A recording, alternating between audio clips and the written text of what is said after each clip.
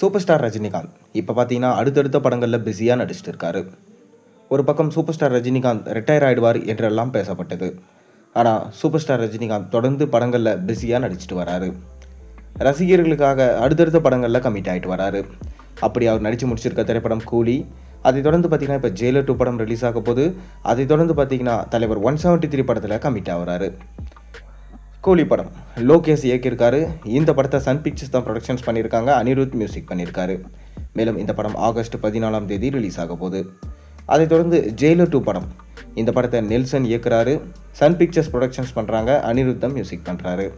இந்த படம் அடுத்த வருஷம் பொங்கலுக்கு ரிலீஸ் ஆகும் என சொல்லப்படுது. அதைத் தொடர்ந்து சூப்பர் ஸ்டார் ரஜினிகாந்த் மீண்டும் KS ரவிக்குமார் இயக்கத்தில் ஒரு படம் நடிக்க போகிறாரு அப்படின்னு ஒரு சின்ன பேச்சு அடிபட்டு கொண்டு வருது. அதாவது KS ரவிக்குமார் ரஜினியை வச்சு நிறைய பிளாக் பஸ்டர் ஹிட் படம் கொடுத்துருக்காரு. குறிப்பாக சொல்லணும்னா முத்து, படையப்பா, லிங்கா போன்று நிறைய படங்களை சொல்லலாம். ஆனால் சமீபத்தில் அவர் எடுத்த லிங்கா படம் சுத்தமாக எடுபடாமல் போயிடுச்சு. இதனால் KS ரவிக்குமாரும் ஆள் காணாமல் போயிட்டார். அவரும் படம் எடுக்கிறது கிடையாது. ரஜினியை வச்சும் படம் எடுக்க முடியாமல் போயிடுச்சு.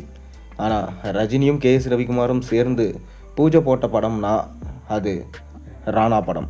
ஆனால் இன்றைக்கி வரைக்கும் பார்த்திங்கன்னா ராணா படத்தை எடுக்க முடியாமலே இருக்குது. ராணா படம் பூஜை போட்ட காலப்போ நம்ம ரஜினிகாந்துக்கு உடம்பு சரியில்லாமல் போனது. அதனால் அந்த படத்தை அப்படியே ட்ராப் பண்ணிட்டாங்க. ஆனால் இப்போ வரைக்கும் ரஜினிகாந்த் அந்த படத்தை எப்படியாச்சும் எடுத்தாகணும் அப்படின்னு ரொம்பவே முனைப்பில் இருக்கார். அதற்கு காரணம் அந்த படத்தோட கதை அந்தளவுக்கு பிரமாதமாக இருக்குமா. மேலும் அந்த படத்துடைய கதையை இன்ஸ்பயர் ஆகி தான் பார்த்தீங்கன்னா கோச்சடியான் அப்படின்ற படத்தை அவரோட பொண்ணு எடுத்தாங்க. மேலும் KS ரவிக்குமார் கூட அந்த படத்தில் ஒர்க் பண்ணியிருப்பார். அப்படி இருக்கும் சமயத்தில் ரஜினி அப்பப்போ ஃபோன் பண்ணி ராணா கதை என்னப்பா ஆச்சு, ஒரு தடவை அந்த கதையை சொல்லுங்களேன் அப்படின்னு கேட்குறாராம். KS ரவிக்குமாரும் இருப்பா கொஞ்சம் ஸ்கிரிப்டை படிச்சுட்டு சொல்கிறேன் அப்படின்னு சொல்லிட்டு படிச்சுட்டு முதல் தடவையிலிருந்து நம்ம சொல்கிற மாதிரியே ஃபஸ்ட்டு தடவை கதை சொன்னால் எப்படி இருக்கும் அதே போல் சொல்கிறாராம். ரஜினியும் மீண்டும் மீண்டும் அந்த கதையை கேட்கிறாராம். அதனால் ரஜினிக்கு ரொம்ப பிடிச்சு போன கதைனா அந்த ராணா கதை. அதனால் அந்த படத்தை எப்படியாச்சும் எடுத்தே ஆகணும் அப்படின்னு சொல்லிட்டு ரஜினிகாந்த் KS ரவிக்குமார்கிட்ட சொல்லியிருக்காராம்.